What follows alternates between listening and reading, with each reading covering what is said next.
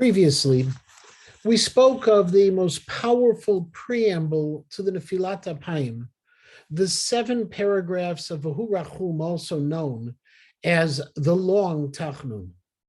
These 7 paragraphs, while seemingly repetitive in theme, are actually among the most powerful and heart-wrenching of all our tefillot, coming as they do after the conclusion of the Shemona Esrei, of our moment of standing before HaKadosh Baruch Hu, understanding His majesty, and therefore also the challenge that we have as human beings to try to be like Him in so many different ways.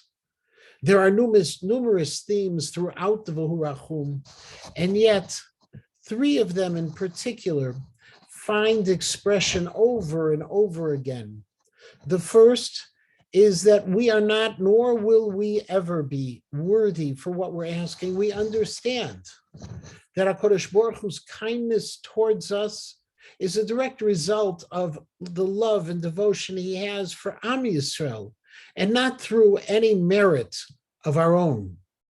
Secondly, we ask to be saved because of the Kiddush Hashem that this will bring.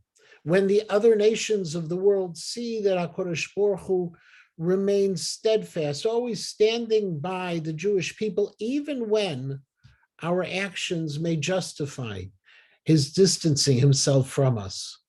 And third, we understand that the punishment that befalls us is connected to our own behaviors. We don't try to justify our actions, nor will we try to mitigate the consequences by shifting blame away from ourselves. Rather, throughout the Rachum, we ask for mercy, just as a child asks for mercy from a parent. And the opening paragraph is a perfect example of these themes. Just consider for a moment the 2 first psukim of Rachum.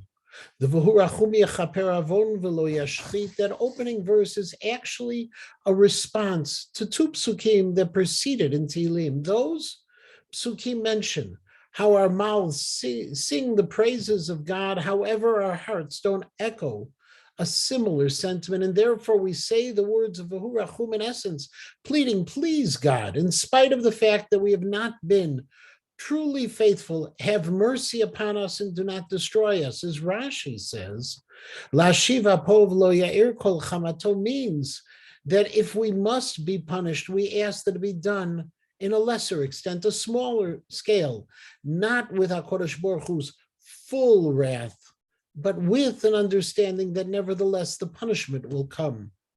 And then we say, Ata Hashem lo tichla rachamecha mimenu, you, Hashem, withhold not your mercy from us. Always may your kindness and truth protect us. It's interesting that we had the same pasuk earlier in Tefillah during the Hodu, but there we use the singular, mimeni and yitzruni, while here it's in the plural, and it could be because in Hodu we're praising Hashem, and using the singular form personalizes that thanks and makes the praise more meaningful, while in Tachnun we are seeking mercy for His entire nation, and therefore we speak in the plural. And while it's true that this pasuk mentions 3 of the 13 attributes of God, mercy, kindness, and truth, the Eitz Yosef states that Hashem's mercy, the Rachamim, is really a Rachamim that's related to the Chesed and the Emet, the kindness and truth. And therefore, according to the Sefer Yom Tefillah, the quality of truth refers to the fulfillment of Hashem's promise to save those who do His will. The quality of kindness refers to the fact that Hashem deals with us mercifully rather than with strict justice. And so we see in these first 2 psukim an understanding that we need God's mercy, that we deserve, unfortunately, punishment, but we plead with God to make the punishment less.